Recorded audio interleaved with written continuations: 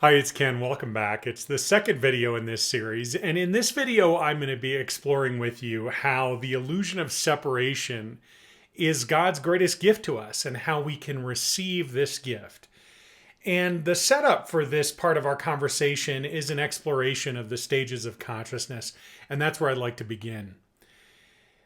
The stages of consciousness are a description of a developmental journey that we take in consciousness. Consciousness, of course, is the primary lens through which we encounter and experience, interpret, and so on ourselves and all of the world.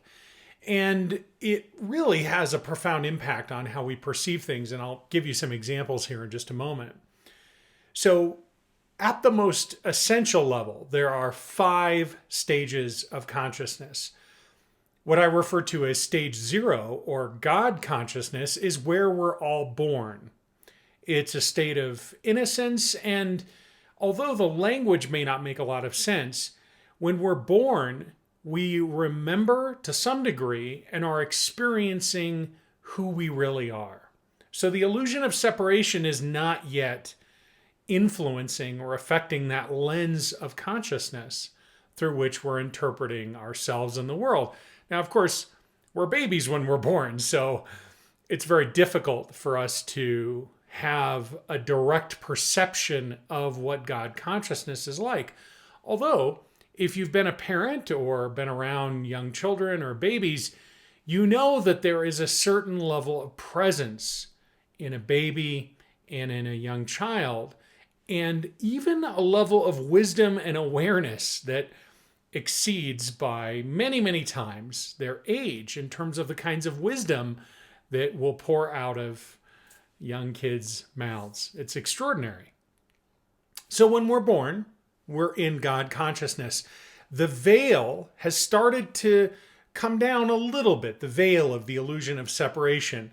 But it's still an active and dominant part of our perceptual lens when we're born. And at some point, we move into stage 1 consciousness, which I call victim consciousness. And in victim consciousness, the illusion of separation has poured in. It's like falling from grace. In fact, I think there are biblical or passages in the Bible that actually describe this fall from grace.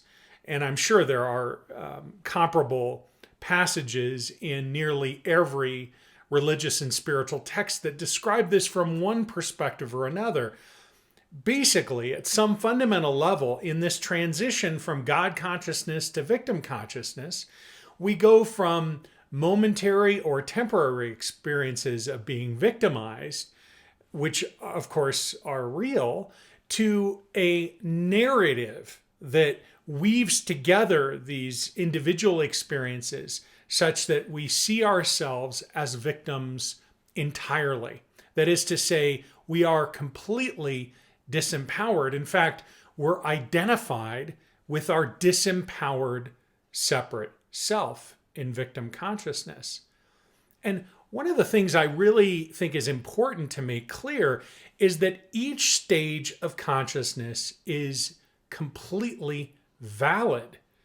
So, although I'm describing these as a developmental journey, and we might think of other developmental journeys that we go through in our lives, examples, let's say, of gaining object permanence. That is the realization that when we close our eyes and open our eyes by playing peekaboo, the entire world doesn't disappear and reappear. Once we realize that, we have acquired object permanence, for example. And that's a developmental stage that we go through as human beings.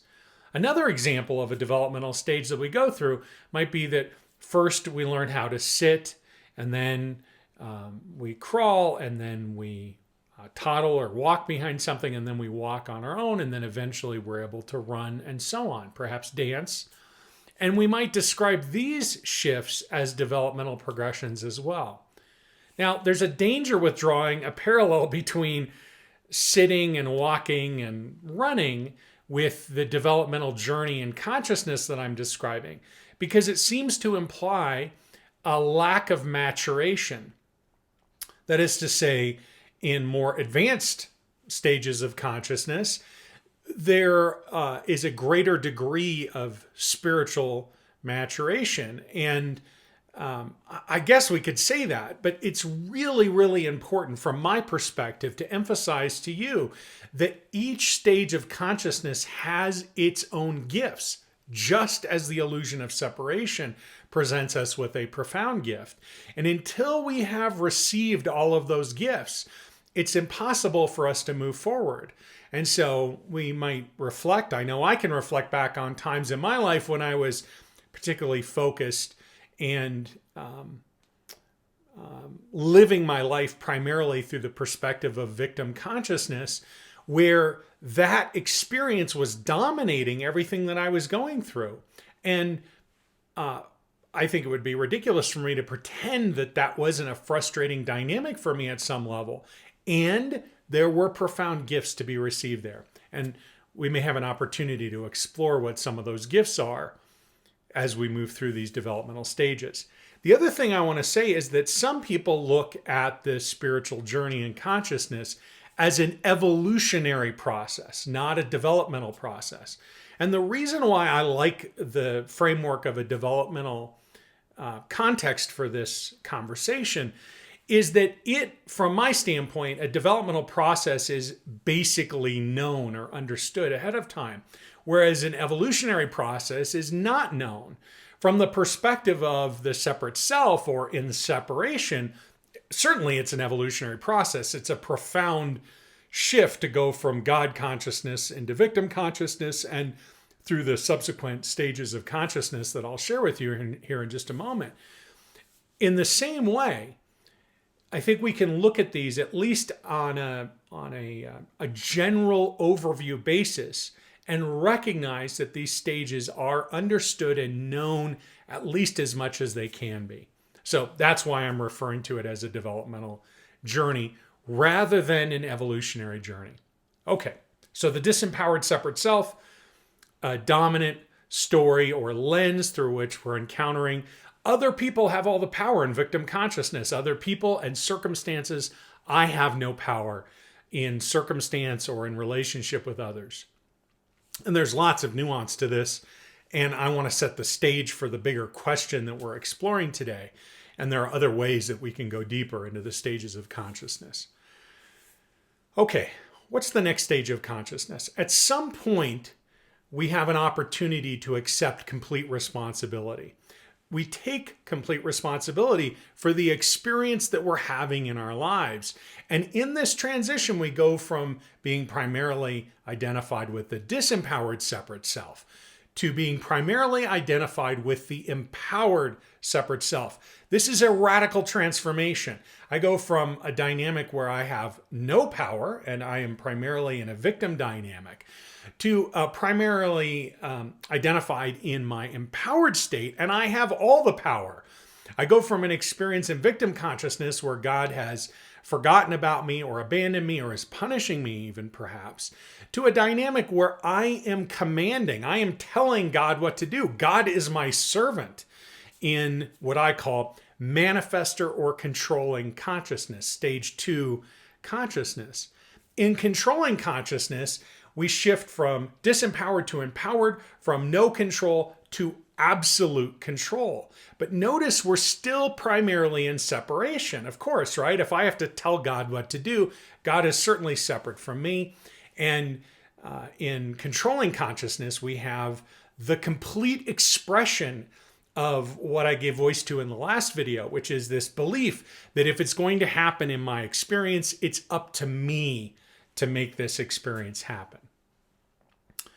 This is the dominant lens through which most people are encountering their lives. And the movement for many people is, let's say, between experiences and dynamics around the disempowered separate self and victim consciousness, or vacillating back into empowered separate self. Many times we look at the journey of the empowered separate self, and we can use language like personal mastery as a way of describing the journey of the empowered separate self. It's a journey that, again, offers incredible gifts within it. And it too has a glass ceiling, just like victim consciousness has a glass ceiling. The glass ceiling of victim consciousness is, I have no power and I want power. In late victim consciousness, we start exploring, how can I have power over other people? It's actually an illusory dynamic. There is no power that we can exert over other people, which we discover as we move into controlling or manifestor consciousness, where we realize the seat of power lies within me, within you, within each of us. Again, it's an individual dynamic, and I turn within to reorient my thoughts and reorient my creative energy towards the things that I most want and desire. But again, look at the illusion of separation at play here. The things that I want, the separate self wants. And here it is, the projection of the empowered separate self. There's a limit. The limit is, how can we actually resolve that thing that I started to discuss in the last video, that core pain, the core wound, if you will. We could even think of it as a core soul wound that the empowered separate self is trying to resolve, trying to solve, trying to heal. And there's a limit to this, because no matter how much we take responsibility for what's happening, that inner dynamic cannot be resolved by the separate self, which leads us to the transition between controlling consciousness and conduit consciousness, stage 3 consciousness, which of course takes place when we let go of control. And very briefly, just to spell this out, the realization could come on our knees out of frustration, although that tends to be a vacillation back into victim consciousness, although it can lead us into a dynamic of surrender. As we let go of control, the impetus, the motivation for that release of control comes from the realization on the part of the empowered separate self, I don't have the answer. Who does?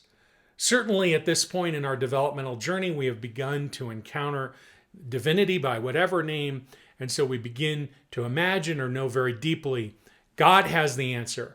And then this realization, through all my efforts of control, I am holding up a stop sign out to God. I've got this covered, and thus no opening is made for divine will to express.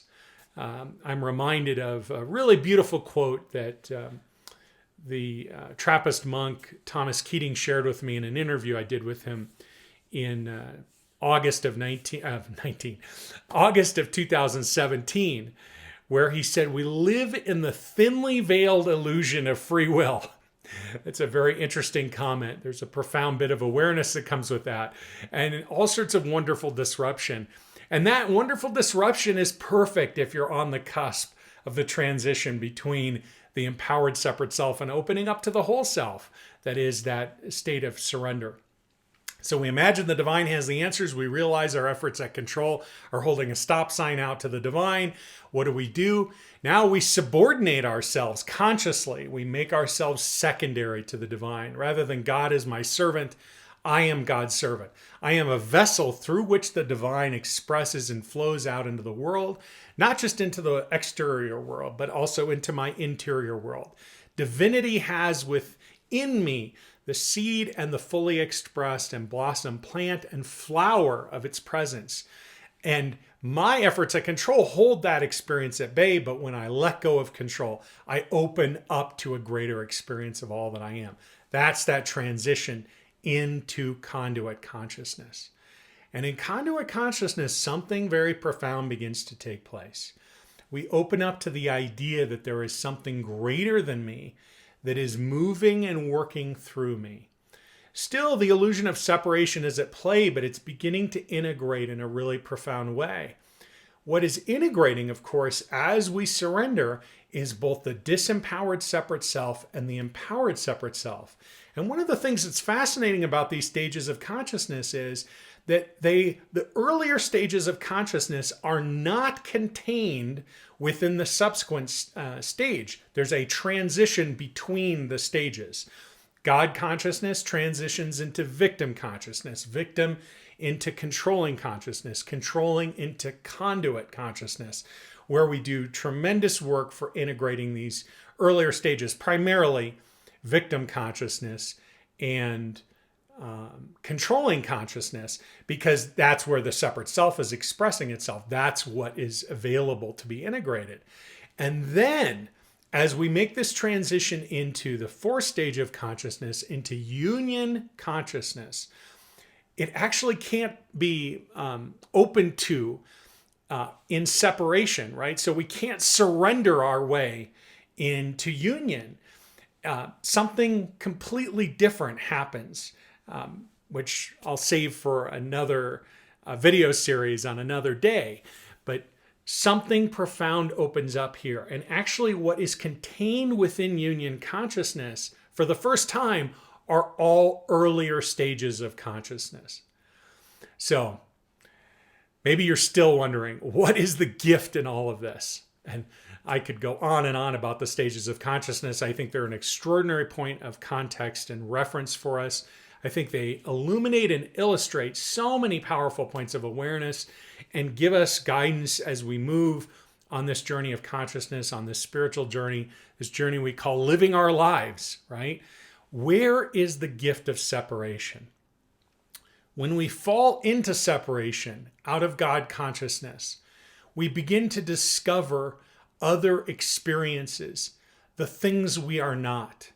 And as we discover the things that we are not, each of them holds within it a gift, which is gift wrapped in the wrapping paper of separation. And the only way that that can be unwrapped is for that aspect of our whole selves that appears to be the separate self. It's just an illusion, remember, is unwrapped as we encounter it, as it is enlivened.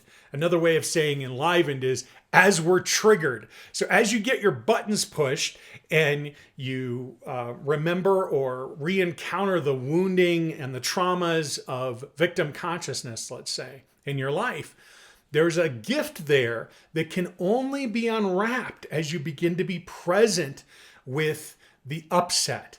And within there is an aspect of your whole self.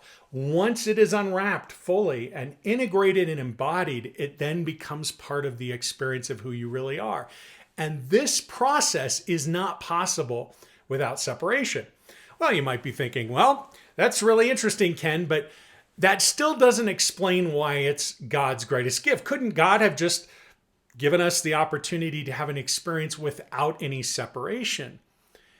I suppose so, right? But, and who am I to speak for God? Of course, this could have happened, but think about it. If we don't have a contrasting experience, how do we know what shifts? How do we have an experience of it at all if there's no contrast? For example, if we ask a maple tree, tell us about your experience of surrender. The maple tree says, I am. And if we say, oh, okay, you are. So can you tell us about when you were going through victim consciousness? And the maple tree says, what are you talking about? I am.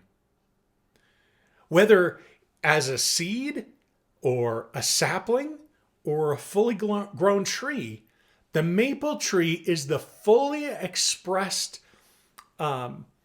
manifestation of the consciousness of the maple tree, of divinity as that maple tree.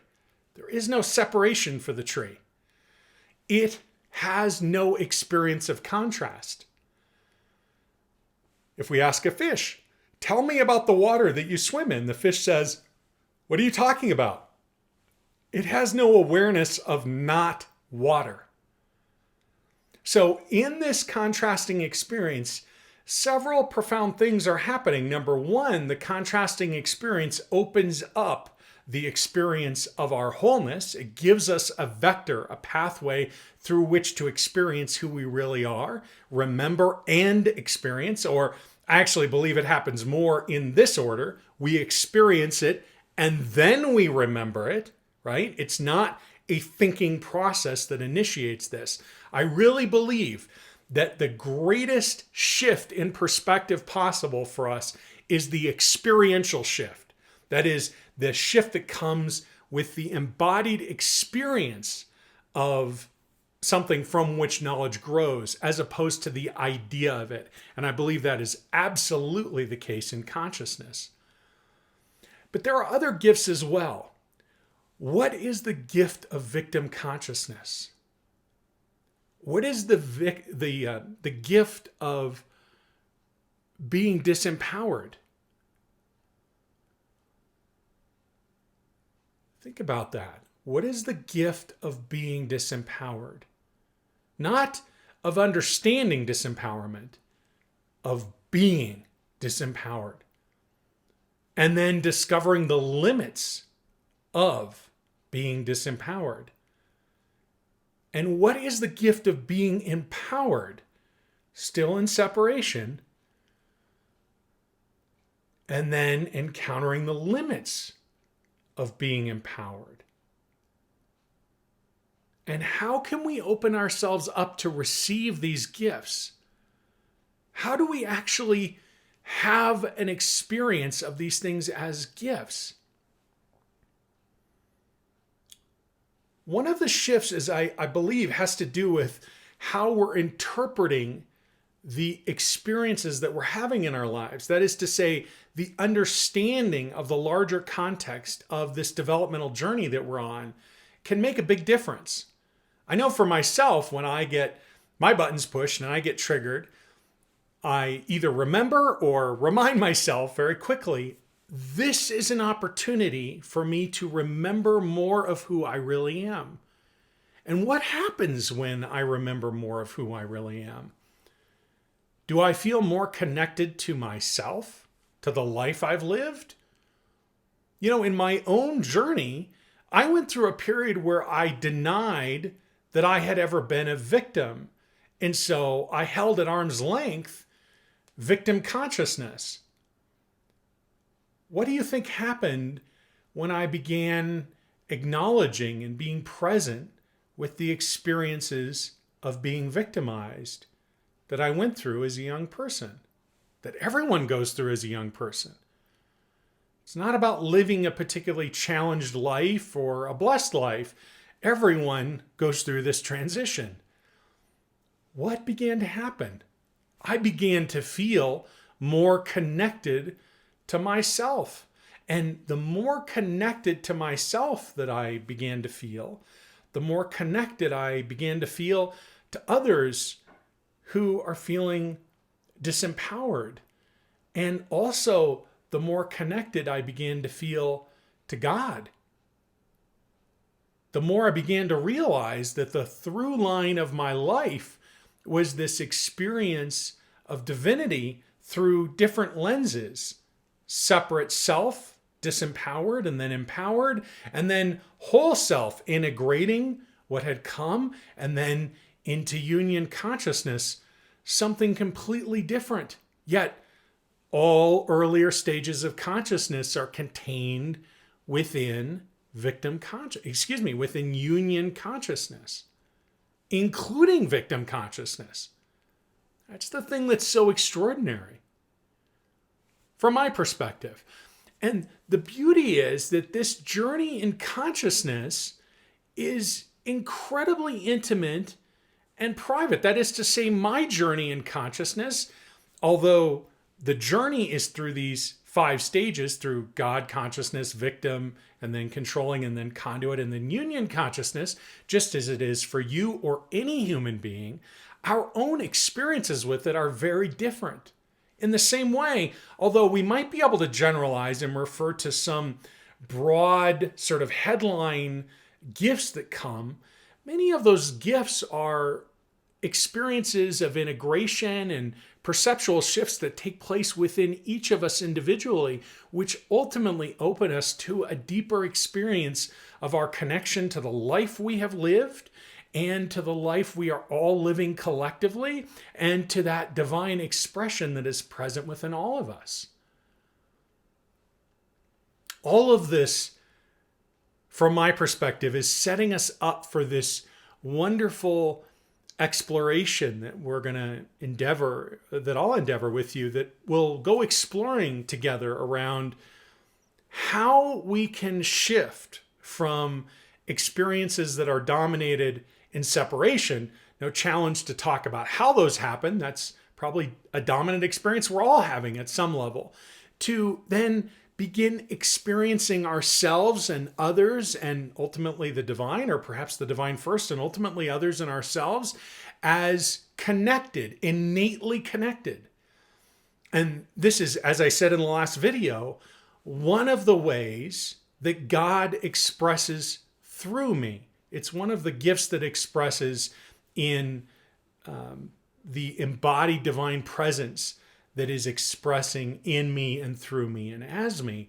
And I really feel deeply called to share this with you. That's one of the reasons why I've made this video series, and why in the next video series, I'm not just going to explain this shift to you, I'm also going to invite you to download a transmission that I facilitated. And it's actually a couple of different resources that will support you in having this experiential shift in your life.